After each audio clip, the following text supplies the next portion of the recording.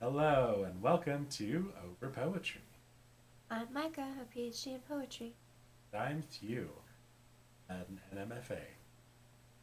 Each episode will bring two public domain poems to enjoy live before your very eyes. Yeah, today we are going to talk about Edgar Allan Poe, everyone's favorite. Gothic, like theater kid, Yeah, the sad kid in class who looks off into the corner, dreams. overlines his scare eyeliner. Okay, great. So first thing we're gonna do is we're gonna go over to Micah into the armchair psychology. I thought you'd never ask. I wanted to talk about Poe because he's famously, and when I say famous,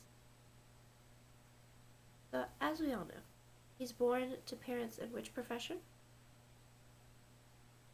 And Peter. Yes, exactly. Which was notoriously unstable at that time. His mother came from a little bit of wealth, but not really. His father, no one knows much about. Anyway, his father had bounced by the time Edgar Allan Poe was 3. He does have two biological siblings, a brother and a sister. The sister and brother both show up later in his life, but they don't have a ton more financial success than he does, so it's usually kind of another mouth to feed. At least that's how they frame it in the bio and the textbooks. He does have one stroke of good luck, though. He gets adopted by the Allen. So his parents pose, but his mother dies, his father skedaddles, leaving the three young kids when Edgar is only. Again, he has a stroke of good fortune. He gets adopted by the Allens, who are actually pretty wealthy.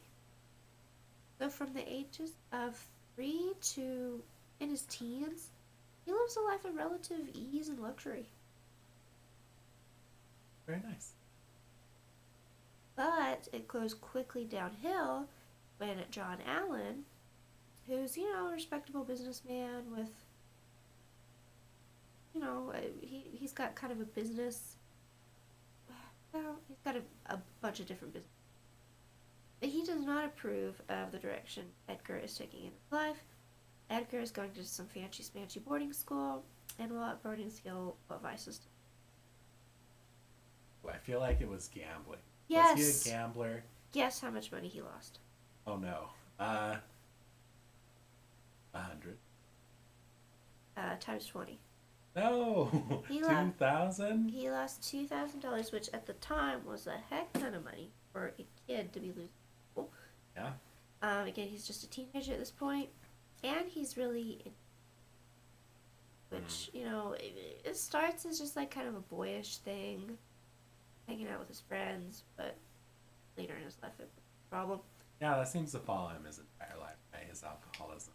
Yeah, and his dad, his biological dad, seems to have been an alcoholic. So I don't know to what extent it was genetic or if it was people back then were alcoholic. Because, I'm sorry, I don't know. Not that people alcoholic, but it's different. But he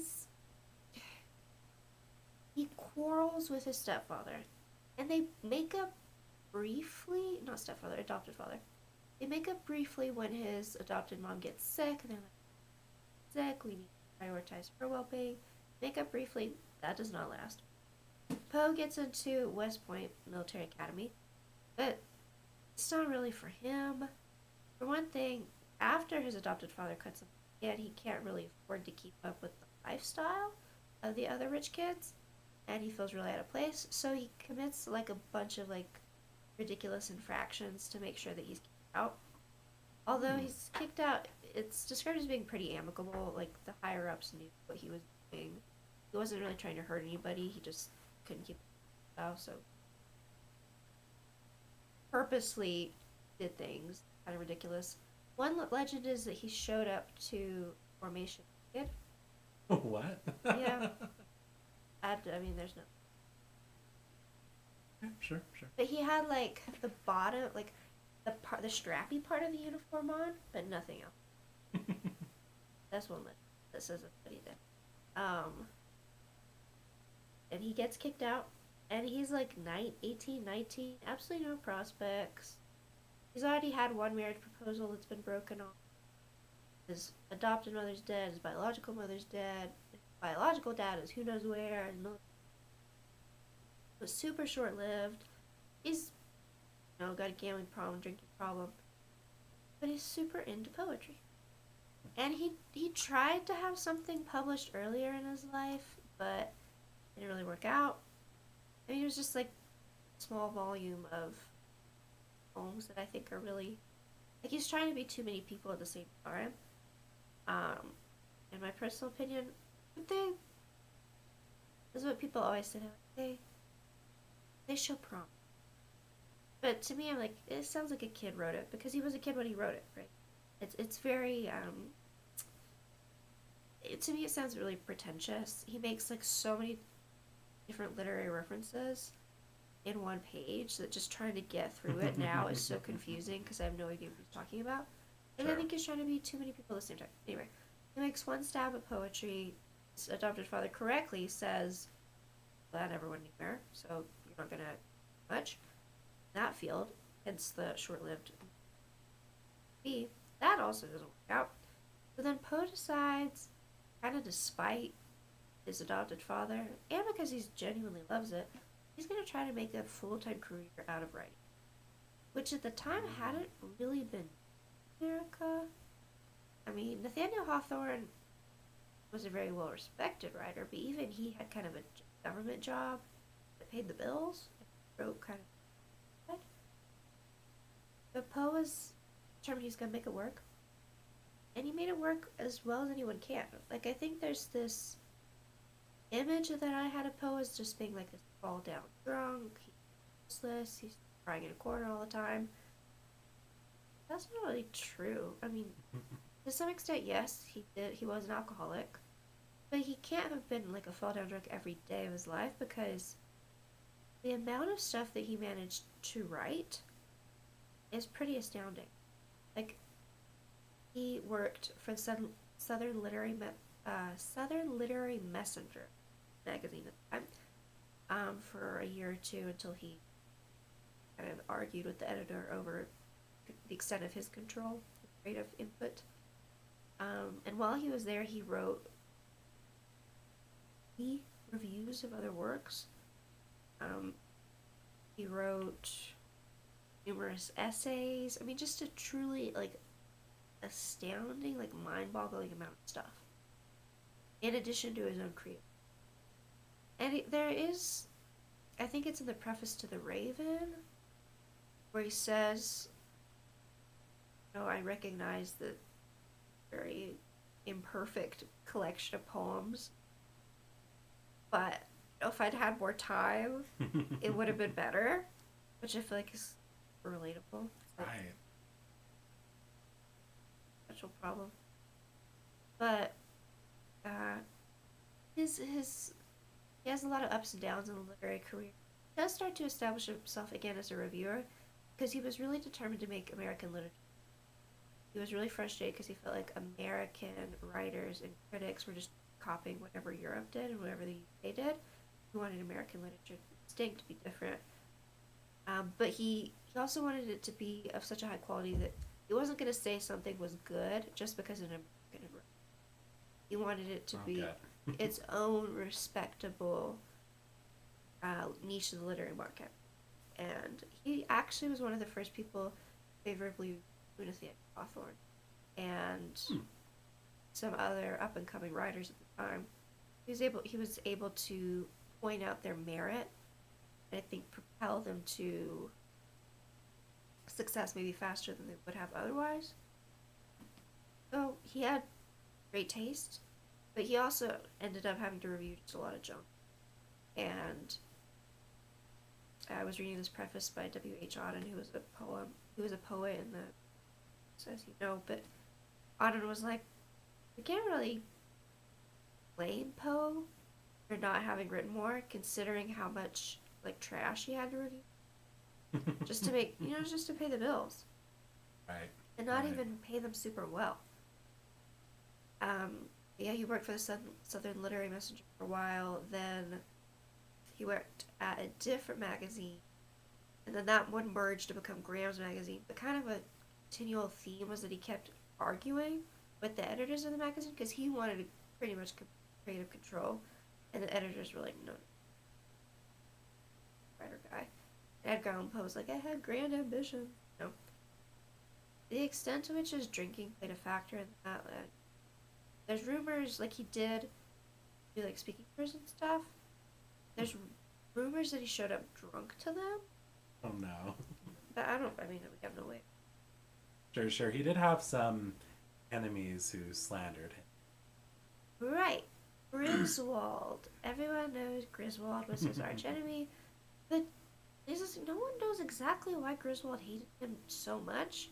Griswold took over at the Graham's magazine or the Southern Literary Magazine. One of the magazines that Poe was an editor of.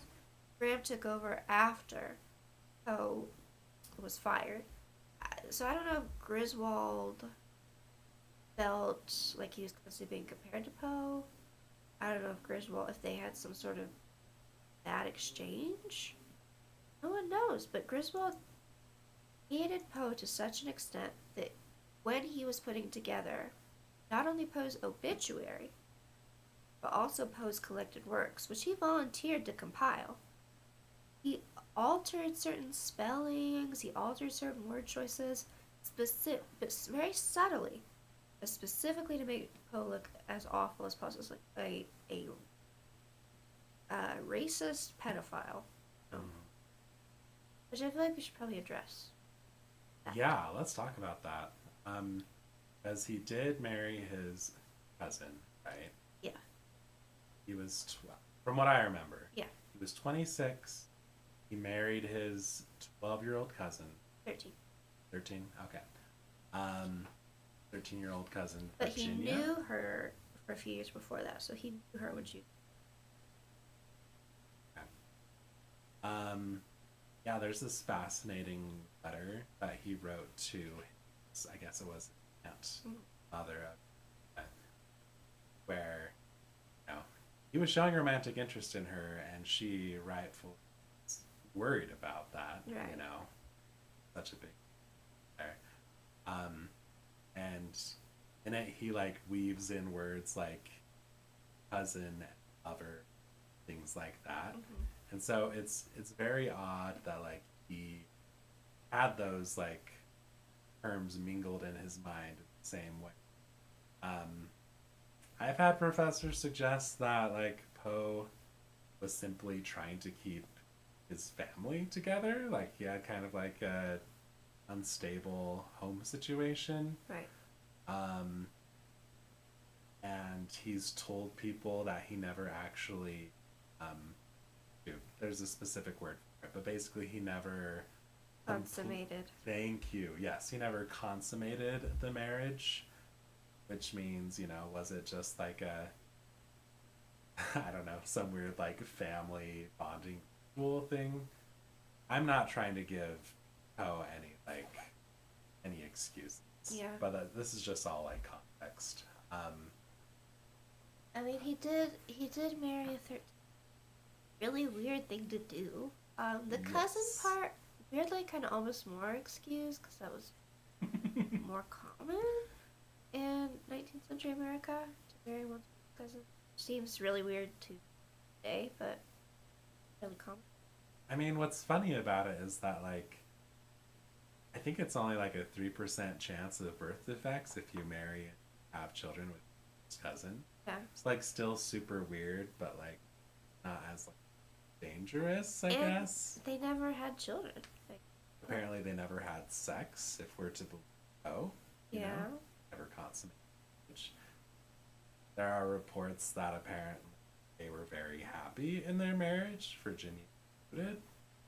And then she died at what, like 19 of Yeah. of consumption. Yeah, tuberculosis. Yeah. She supposedly was singing singing, I guess, was very into singing and burst a blood vessel that Oh my precipitated her gosh. decline, which I've never burdened myself that much. I guess it's possible. She's just really into it. I've heard of people breaking blood by holding sneezes. But I guess it's possible. Yes. Maybe you misdirect that airflow. That's what happens. But I don't know. Yeah, I gotta say I can't excuse Poe for 13 doesn't. I think it's not a good thing. His No. like no matter how innocent he thought it was or whatever, I don't that like And even he, if it was yeah, and he couldn't really support her. He tried. Like, he really tried to make the family happen. I mean, her mom in with them, and for a brief while he was living with the mom, with her mom and his sister, then his brother at one point, and biological brother and sister, and then, he's trying to support them all by literary, uh, literary review, publishing his own creative work.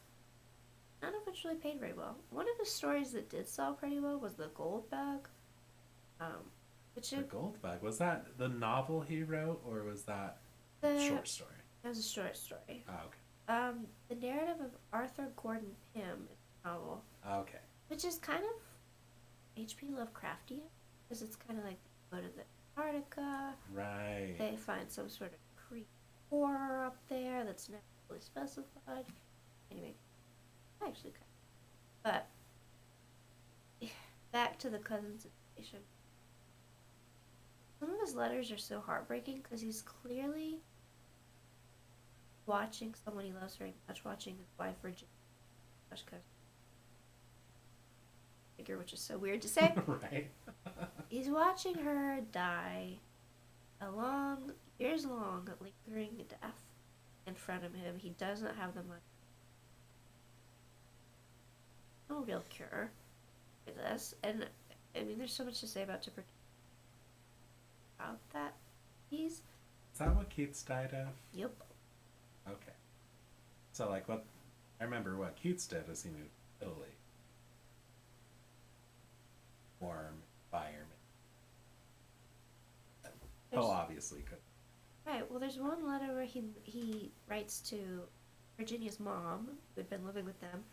The Poe has moved Virginia up to north in Virginia at that point.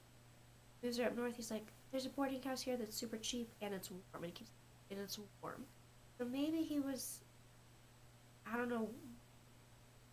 I guess coal was expensive. I guess whatever heating that they were using down south was expensive.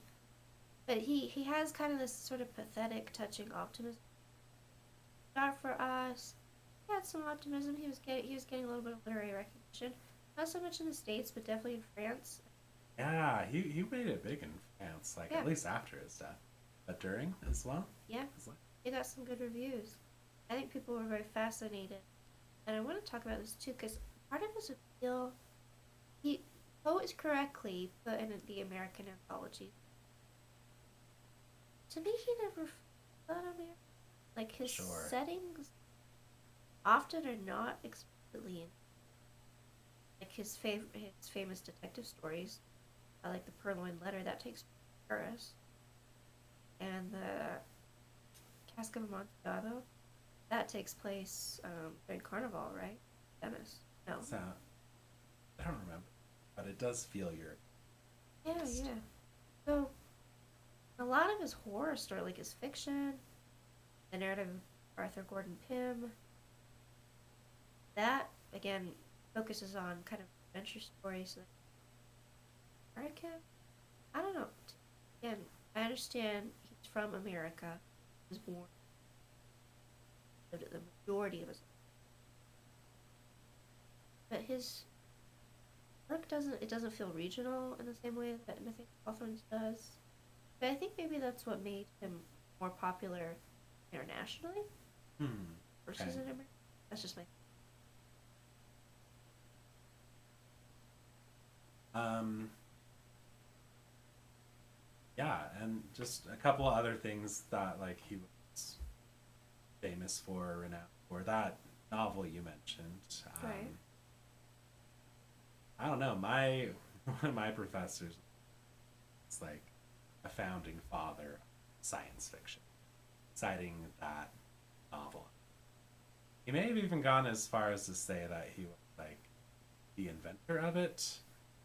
I kind of think he may have said that, but I don't really know that he dates Shelley's. I feel like but that's probably um, He was very inspired by Coleridge. I mm, read sort of different critical analysis of the work. Because Poe wanted to create an effect that I personally don't think always works. Like, he believed that poetry was all about evoking, not necessarily evoking. sure. So he uses very repetitive, very language that is supposed to evoke kind of a dream, Mm, which does remind me of Coleridge wrote yeah. on Mhm. Rime of the Ancient Christabel, very sort of opium, old, hazy um, this that are very, I think, very characteristic of Genesis. Right. Um, Another thing, because of his lecture series called Eureka, which he actually called a poem as he that his lecture was beautiful and therefore like truth and stuff like that. But in that lecture series, he theorizes a cosmos born out of nothing collapse back in on itself. And so many credit the first theorist to come up with the Big Bang. Um, so that's a fun little. He was a smart guy. Like, he up with detective fiction. Yeah, right. With shoot, what's the detective's name? Dupin. Dupin. I remember one scene in that where he's walking with his friend, and they come across some little people, and he correctly guesses what the person is thinking about 10 minutes after coming across those. He like traces thought for thought for Mm-hmm. thought. So fun, so fun. It's definitely a predecessor to Sherlock. Oh yeah. Um, yeah. And then his death was extremely mysterious. Did you look into that at all? Yeah. So after his wife's death, Poe kind of went off the deep end for really a year afterwards. He was very sick himself. He write very much during that. By his standards, he wrote a lot by most people's standards, but by his standards, not very much. And he was, I think, sort of laid low with grief and mourning. And then after that, though, he came out with a bang. Like, he started proposing to women right and left. He proposed to some different sort of fans of his, literary fans. Proposed to three women in a relative short period of time. Obviously, none of those engagements went anywhere. I think people, they were flattered, but Poe had personal problems. Right. I don't know if he was just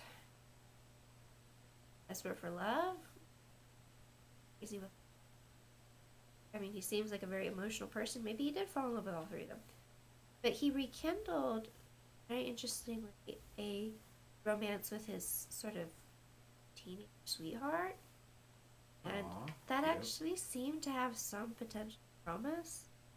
And he was going to visit her. He was traveling. And shows up in Baltimore in a gutter without his clothing, very ill, and dies at public hospital. His last words were something, a name, but the name doesn't refer to any of his friends or any of his acquaintances. Let me see if I can find it. But there's just an ongoing mystery about why he died. I mean, people can't really come up with a solid reason about what happens. I've heard people theorize that it was some sort of political conspiracy. Um, He was found in strange clothes in a semi-conscious state outside a polling booth on October 3rd. Taken to a nearby hospital, he lay in a comatose condition. He's reported to have drifted in and out of delirium. At one point, half waking, he is supposed to have called out the name. hmm. Explanations have been on, but it's close.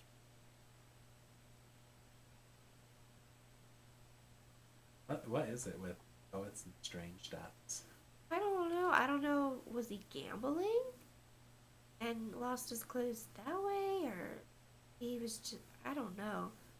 But he was pronounced dead of congestion of the brain or a brain lesion, probably a stroke. Okay. Many different explanations.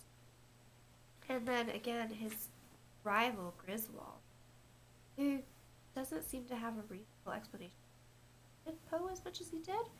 Anyway, he really tarnished Poe's reputation with an obituary, which basically calls him a pedophile. And then proceeds to make this compilation of Poe's works in which he alters Poe's writing just very subtly, but noticeably to make Poe seem talented. Interesting. And a lot of those edits persisted in being put in anthologies until relatively recently. People are including Really? versions that his enemy edited.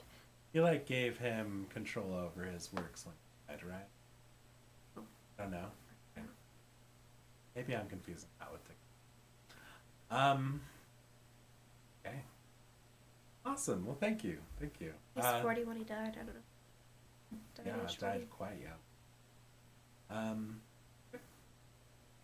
So yeah, let's talk about the poetry now. We're gonna first talk about a poem I ran into recently called "The Lake." Then we're gonna end on the classic "The Raven." As far as "The Raven" goes, obviously a very well-known poem, one of the most well-known poems during probably World War. Well, it's the only poem that has an NFL team named after it, the Baltimore Ravens. Yeah, I fun just think facts that's about that. so cool. Like, Poe's legacy, can't deny his legacy. One of the most famous poets in the world. I mean, regardless, I don't always love his work, but it's so distinct. It's like certain film directors that I don't really love their style, but you know what I mean. It's just unique, and I think I can respect that. Right, right. He has an imprint on. Right. Okay, great. So I'm gonna start with the lake, and on the web it says the lake to. I don't know what the 100% right differs in different. It says the identity of the person the poem is dedicated to is. Oh, for the lake. Okay, great. I'm gonna read it, and got it. In spring of youth, it was my lot, haunt of the brighter spot, which I could not love less, so lovely, wildly, black rock bound, all pine. But when the night had thrown her pall upon that spot, the mystic and awe.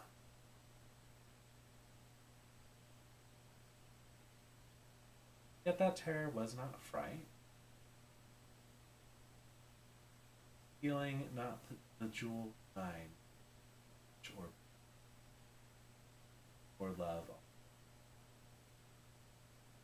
Death was in that poisonous wolf for him, solace. His solitary soul could.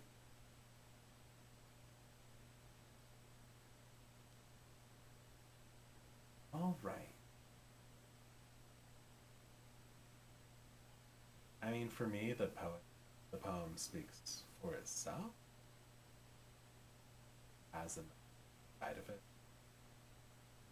brought out by. Um,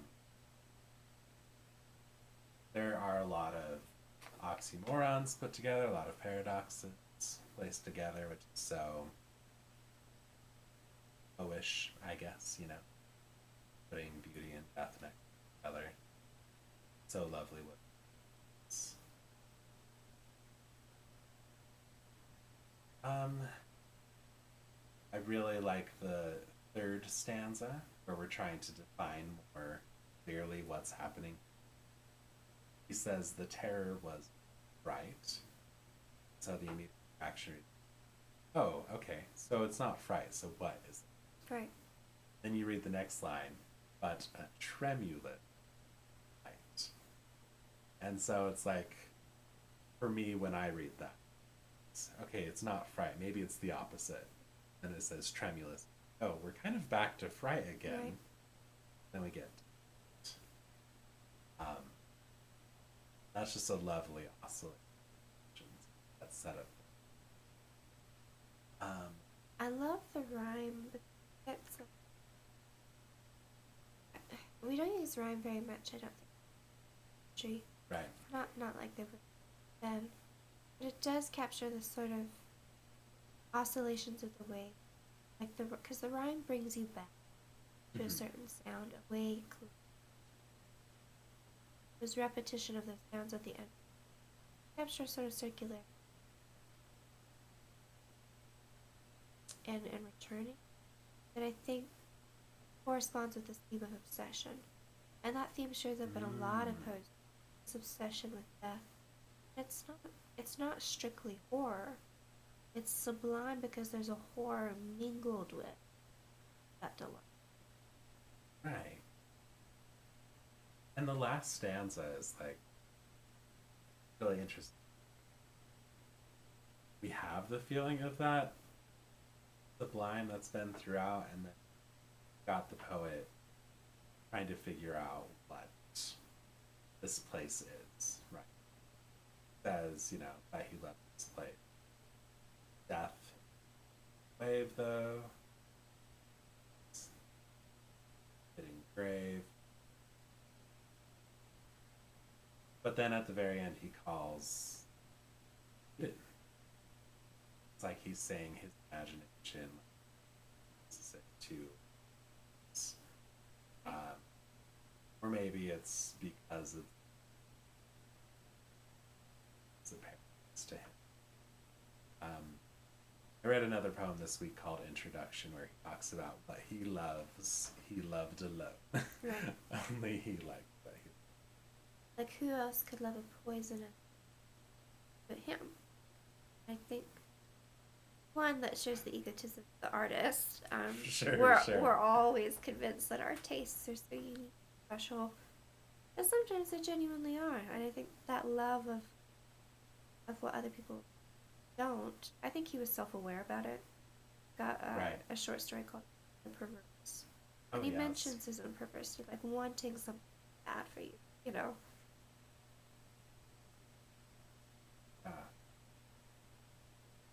So yeah, here is a example in his verse of his own poetic creations.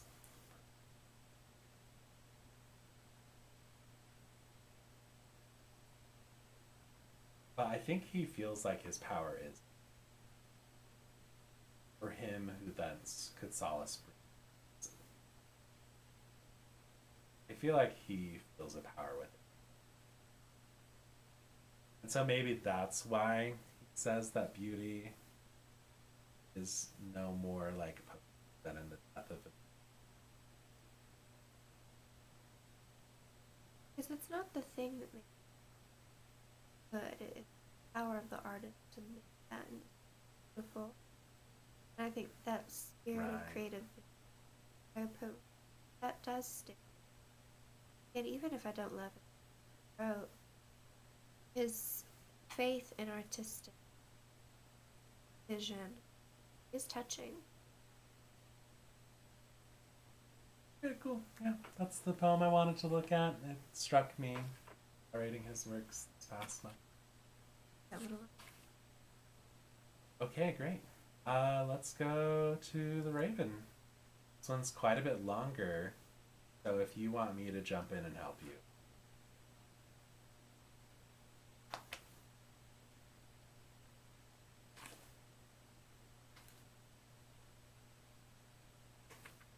I'm just gonna go based on the one my anthology.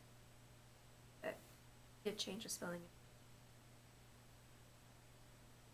The Raven.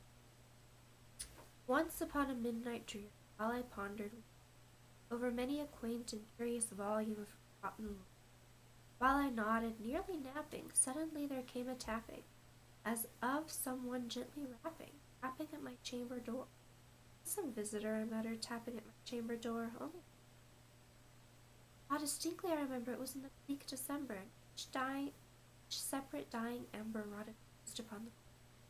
Eagerly I wished the morrow, vainly I had sought to borrow from my books surcease of sorrow for the rare and radiant maiden whom they nameless, and the silken sad uncertain rustling of each purple curtain filled me with fantastic terrors never felt before, that now to still the beating of my heart I stood repeating, some visitor entreating entry, or some late visitor entreating entry at your door. This it is, and presently my soul grew stronger, hesitating no longer. Sir, said I, or madam, truly your forgiveness I implore.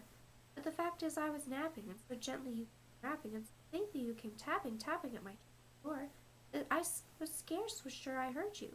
I opened wide the door. Darkness. Deep into that darkness peering, long I stood there wondering, doubting, dreaming, no mortal ever dared to dream. The silence was unbroken, and the darkness gave no token, and the only word there spoken was the whispered word.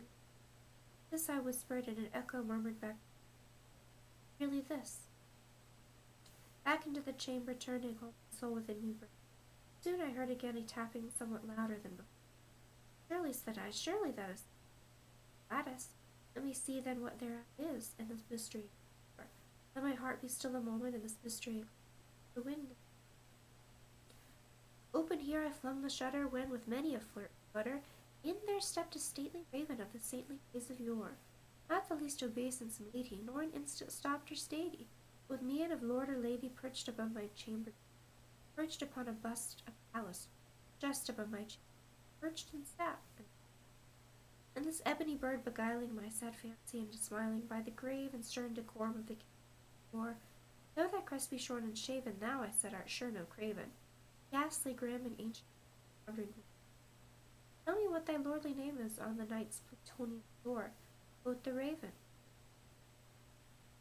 Much I marveled this ungainly fowl to hear discourse so plainly, though its answer little meaning, little relevancy bore. For we cannot help agreeing that no living human being ever yet was blessed with a bird above his chamber door, bird or beast upon the sepulchre bust above his chamber door. Such name as never before. But the raven sitting lonely on the placid bust spoke only that one word, as if his soul in that one word he did outpour. Nothing farther than he uttered, not a feather than he fluttered, till I scarcely more than uttered. Other friends have flown before. On the morrow he will be hopes of flower, the bird said.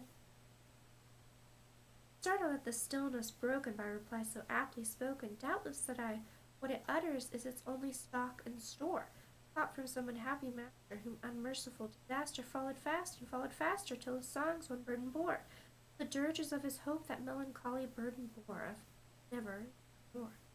But the raven still beguiling all my sad soul into smiling, straight I wheeled a cushioned seat in front of bird and bust and door. Then upon the velvet sinking, I betook myself to linking, fancy unto fancy, thinking, ominous bird of yore, what this grim, ungainly, ghastly, gaunt, and ominous bird of yore meant and this I sat engaged in guessing, but no something pressing, to the fowl whose fiery eyes now burned into my bosom's core. This and more I sat divining with my head at ease reclining, on the cushion's velvet lining at the hand, but whose velvet violet lining with the lamplight floating o'er, she shall press, or then methought the air grew denser, perfumed from an unseen censer, swung by angels, faint footfalls tinkled on the tufted floor. Wretch, I cried, thy God hath lent thee, by these angels sent thee. Respite, respite, and nepent thee from the of Lenore. Quaff, oh quaff this kind of pen. Forget this lost Lenore, quoth the raven. Never. Prophet, said I, thing of evil, prophet still of bird or devil, whether tempter said or whether tempest tossed he here ashore, desolate yet all undaunted on this desert land enchanted, on this home by horror haunted. Tell me truly, I implore, is there balm in Gilead? Tell me, I implore, quoth the raven. Prophet, said I, thing of evil, prophet still of bird or devil, by that heaven that bends above us, by that God we both adore, tell the soul with sorrow laden, if within the maiden, it shall clasp a sainted maiden who clasp a rare and radiant maiden, quoth the raven. Be that word or sign of parting, I shrieked, starting, get thee back into the tempest and the night's blue. Leave no black plume as a token of that eye thy soul broken. Leave my loneliness unbroken. Quit the bust up of my door. Take thy beak from out my heart and take thy form from out my door. Quoth the raven, never. The raven never flitting, still a sitting, on the pallid bust of Pallas just above my chamber. His eyes have all the seeming of a demon's. The lamplight o'er him streaming through the shadows of my soul from out eyes full.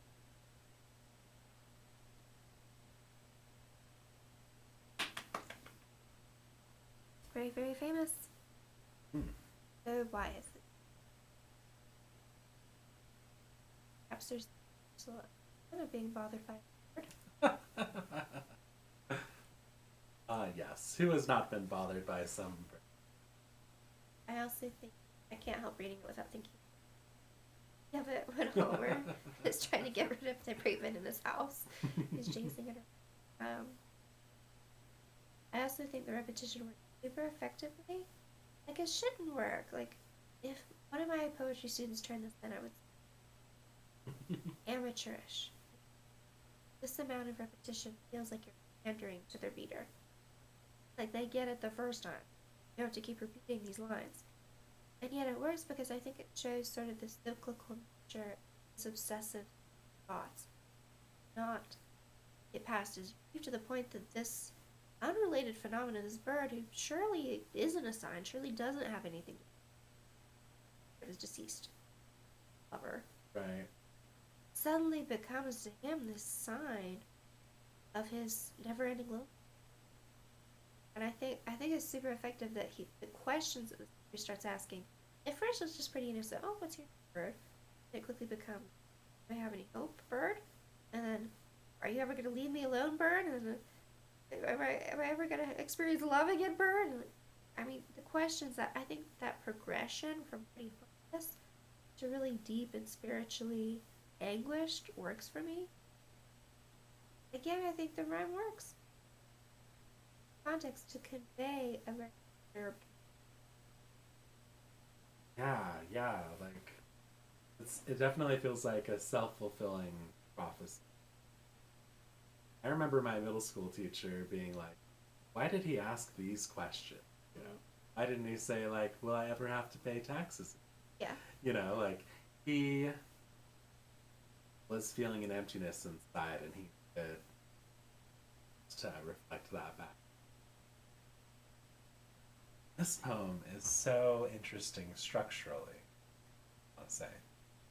Um, yeah, it's in. I mean, first off, it's in trochaic music. You know, Very instead rare. of the da da da da da, which is common. We're going da da da da da da. Once upon midnight.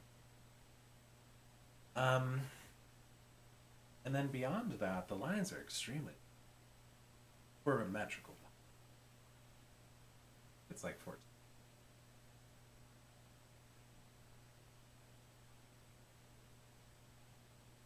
Shoot. Octometer.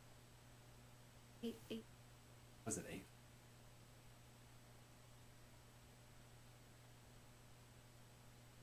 Sixteens. Yeah. Oh, that's extremely. And I'm not exactly sure if this poem releases this line that long. And what I mean by that is that, at least poetry when a line gets too long, just break it up to other lines. And I think this poem reinforces that even further with its rhyme scheme, you know? Because we've got once dreary, which is after 8 syllables, have the sage. This pause with the word dreary, it's gonna rhyme with. I mean, it doesn't do that with every line. There's like a very, there is a pattern found in stanza. Sometimes it gets, but yeah, you could kind of break them into a line. Probably would much against it, except for I guess contrast. Right. The finality of the shorter line. It does have a nice effect. Each stanza. But I Right. think you're right. The caesura in the first stanza, that first line, and fourth in the other, could reasonably become. Right. I just think it's cool to think about. There are a million choices that you could make, and this isn't the only version of this exist. Right. And the Right. only not the only version that has existed. Griswold is editor to this as well, in the compiled. I think. Sorry, changing topics. I think I was trying to figure out why has this poem become so emblematic of Edgar Allan Poe. Why is this poem emblematic in general? Because I think most people know this poem if they don't know any other poem in English. What would you say? I honestly think it's second on Two Roads. Yeah. Like I think that's probably number one, but this one is. I would agree. Yeah. And again, maybe not. I don't know that I would rank it above the other poems. Or I would say it's my favorite or the best, but I can't deny it has a very distinct emotional effect, provokes emotion. And I think is gift of imagery for me. Like we've been focusing on the language in the, and that should be focused on because Right. that works hand in hand with the imagery. But I think his ability to pick just exactly the right image, something about the raven with all the cultural connotations of the raven, something about what works for me. And normally I would never say this. Normally I would say if a student turned this in, oh, the lost love is too vague. We don't know anything about Lenore's personality. We don't know anything about why he loved her. And I would mark up the paper. But in this case, not knowing anything about her actually works to the poem's benefit because she remains this very mysterious, aloof, almost sinister figure. I mean, he loves Lenore, but also the idea that Lenore, his love for her has become oppressive, is also very powerful. And I think that effect would be ruined if we humanize Lenore. The fact that she remains sort of inhuman, very this platonic ideal, this untouchable, it makes her more powerful. And again, I think he's got such a gift for focusing on just the right image, not wasting a word. What is it about the raven? Is it about lost love that he's about? And I liked reading his essay about composing this poem. And he said initially he thought to have the speaker positioned out kind of in the raven, but then he was like, no, it needs to be a confined space. And I think, yes, that's what an artist does. An artist figures out all of these different elements best to produce the desired effect. And the poem would just name if it had taken place. Something about it having taking place in this confined room. Something about the raven entering the speaker's space to leave. Just creepy.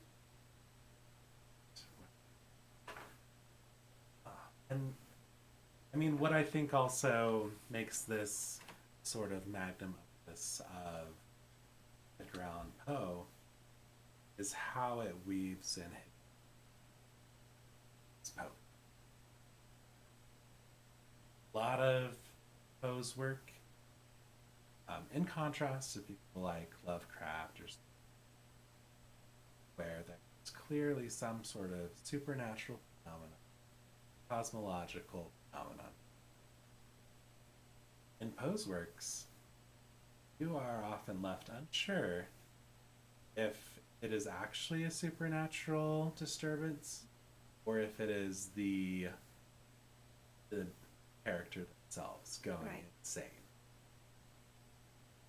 And you could say that for this too. Right. Like, as you said, almost certainly it's just a bird. Ravens can speak words, they can be taught to say words.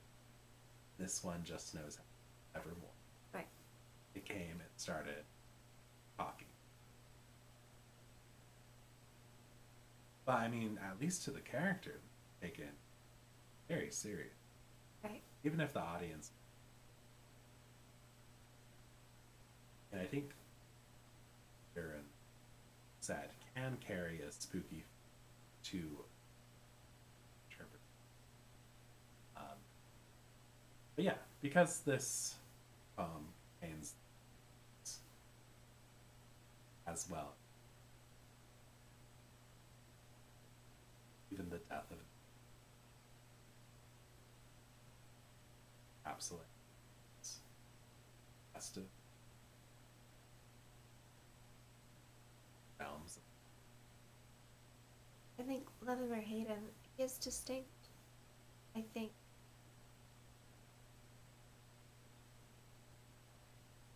arguably his best work, or his most conventionally good work, is also his unique. So The Raven, I wouldn't say is like technically, thematically best. I think some of his fiction is. Sure. However, The Raven captures again the uniqueness of his artistic vision, by which I mean his ability to combine elements to provoke it. Could. I think I don't know, W.H. on his line in his preface to Poe. He says Poe has suffered a terrible fate. We use him as like literary version of horror, writing to entice reluctant readers. Like he's like diet literature. And I think that is kind of sad that sometimes I think I view him that way. He's literature, but it's fun, not as deep as other poets. That's not fair at all. Edgar Allan Poe, he didn't have this sort of sweeping about human ills that Whitman had. He wasn't interested, I don't think, in transcendentalism. But he, again, I keep repeating myself, had this artistic vision, this capacity, fine vision, sonic. I don't think other poets had, and Highly recommend reading Eureka. If you're gonna read it with some footnotes because it's very elusive. But he had a grand logical life, and he was a deep guy. Went through a lot of crap and made some bad choices and left. So yeah. Okay, great. So now for writing prompt.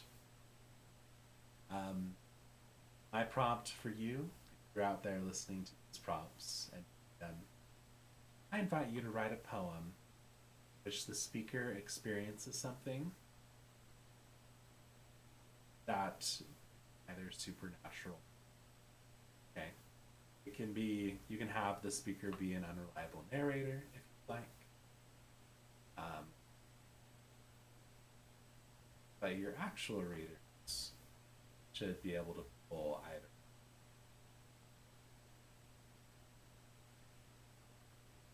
All right, great. Okay, so next time we're going to do in the St. Vincent Millay. These once a month. So